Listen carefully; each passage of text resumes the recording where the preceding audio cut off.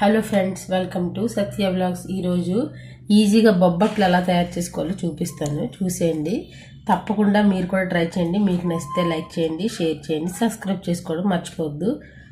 ఒక కామెంట్ అయితే చేయండి. బొబ్బట్ల కోసం ఇదిగోండి, శనగపప్పు ఒక 3 గంటలు నానబెట్టి ఉడికించాను. మామూలుగానే ఈ గిన్నెలోనే ఉడికించేసాను.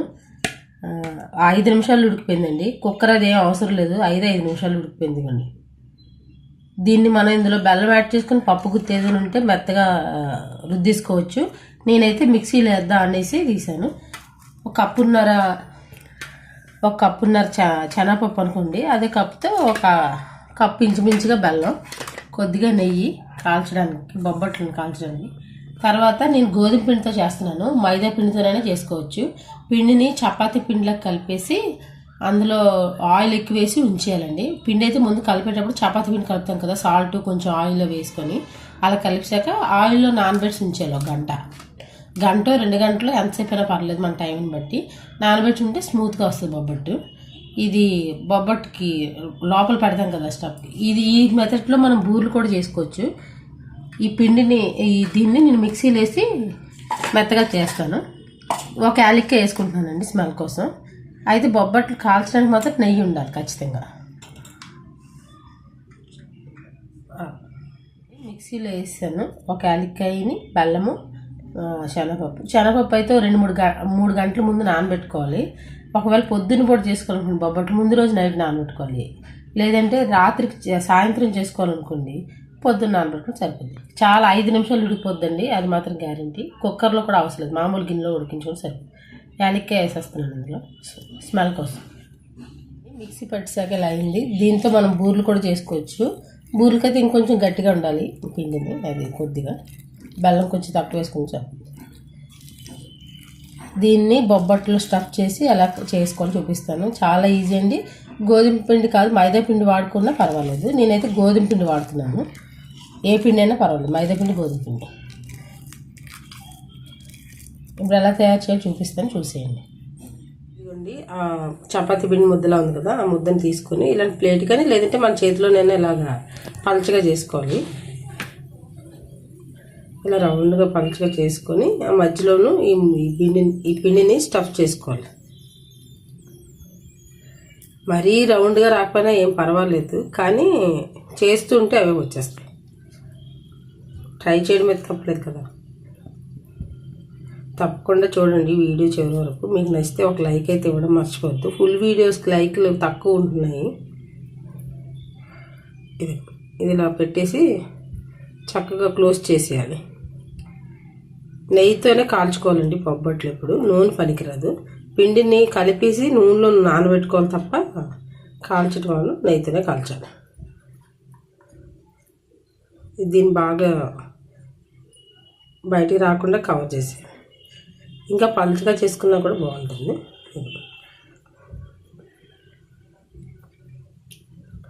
దీన్ని ఎంత పలుచగా వీలైతే అంత పలుచగా ఒత్తుకుంటే మనకు ఆ పప్పు అనేది లోపల ఉన్నది మంచిగా నోటి తగులుతుంది. మైదా పిండితో అయితే ఎక్కువ చేస్తారు స్వీట్ షాప్లో. గోధుమ పిండి ఆరోగ్యానికి మంచిది కదా, అందుకోసమని గోధుమ పిండితో చేస్తారు. చపాతీ పిండిలో కలుపుకొని నూనెలో కొంచెం నూనె ఎక్కువ వేసి నానబెట్టేసి ఉంచండి, స్మూత్గా ఉంటాయి.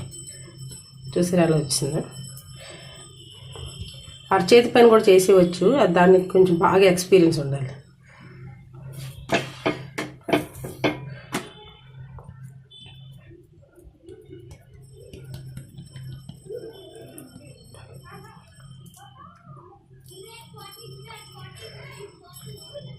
ఇప్పుడు దీన్ని చక్కగా పెనం పైన వేసి కాల్చేసుకోవాలి. మనం చపాతీల్లో కూడా చేసుకోవచ్చండి, రొట్టెల పేరు పైన. అది కొంచెం పెద్దగా కావాలనుకుంటే చేసుకోవచ్చు. చక్కగా చపాతీలా చేసేసి మధ్యలోకి ఈ స్టఫ్ పెట్టేసి అప్పుడు దాన్ని చపాతీ రోల్తో చేసుకోవచ్చు. పెద్ద బొబ్బట్టు వస్తుంది. అలా అయితే 2 నిమిషాలు అయితే కాలింది.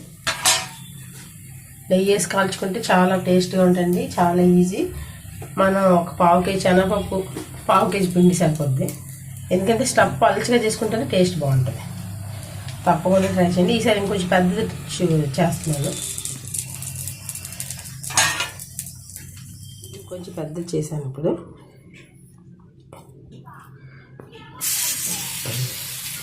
మనం చపాతీ రోల్తో చేసుకోవాలనుకుంటే చక్క చపాతీలా ఉత్తేసుకొని దాని మధ్యలో పిండి పెట్టి మళ్ళీ చుట్టూ క్లోజ్ చేసేసి ఒత్తేసుకోవచ్చు. అలా కూడా బాగుంటాయి.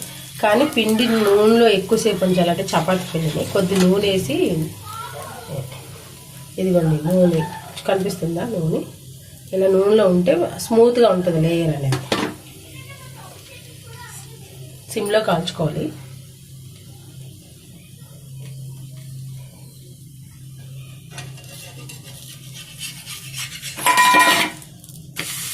సరే,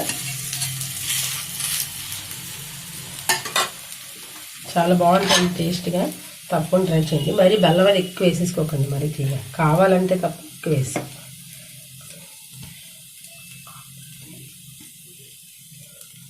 ఇలా పలుచగా అద్దుకొని ఇందులో స్టవ్ పెట్టుకుంటే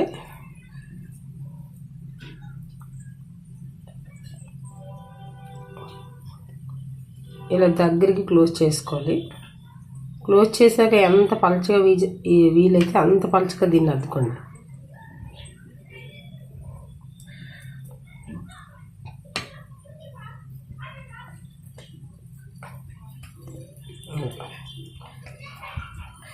ఇది ఎంత పలుచగా అద్దుకుంటే అంత బాగుంటుంది.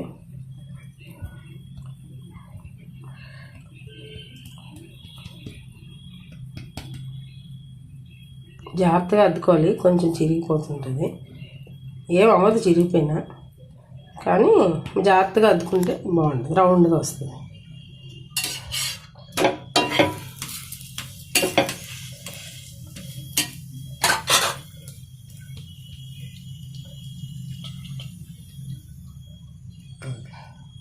వేడి వేడి నేతి బొబ్బట్లు తప్పకుండా ట్రై చేయండి. ఒకసారి చేయండి, సరిగ్గా రాకపోయినా నెక్స్ట్ టైం కల్లా మనకు కొంచెం ఐడియా ఉంటుంది, వస్తుంది. స్వీట్ షాప్లో కొనాలంటే చాలా చిన్న బొబ్బట్టు 15 రూపాయలండి, చాలా చిన్నగా ఉంటుంది. ఒకసారికి నోట్లోకి వెళ్ళిపోద్దాం అనుకోండి. మనం చేసుకున్నాం అనుకోండి, పిల్లలకి మన ఇంట్లో ఫుడ్ పెట్టినట్టు ఉంటుంది, మనకి కూడా ఒక వంటకం నేర్చుకున్నట్టు ఉంటుంది.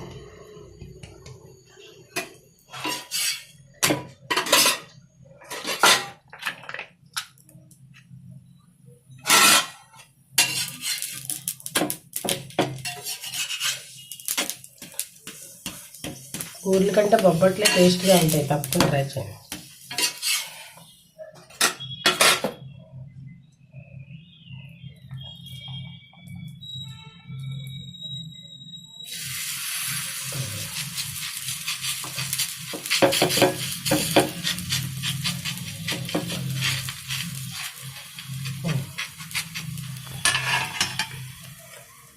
ఇదిగోండి బొబ్బట్లు రెడీ.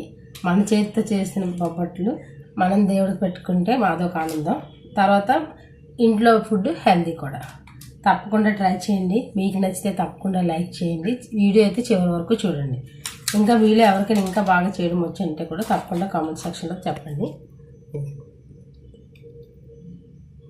బొబ్బట్లు ఈ పిండి నూనెలో ఉంచడం వల్ల గోధుమ పిండినైనా మైదా పిండినైనా మనకి స్మూత్గా ఉంటుంది. టెక్స్చర్ చూసారా, ఇలా స్మూత్గా ఉంటుంది. తినేటప్పుడు కరిగిపోతూ ఉంటుంది.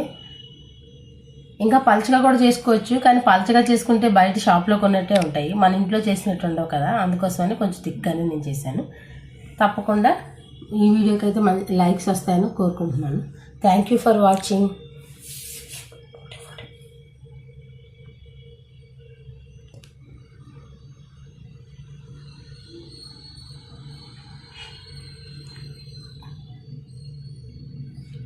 వేడి వేడి నేతి బొబ్బట్లు.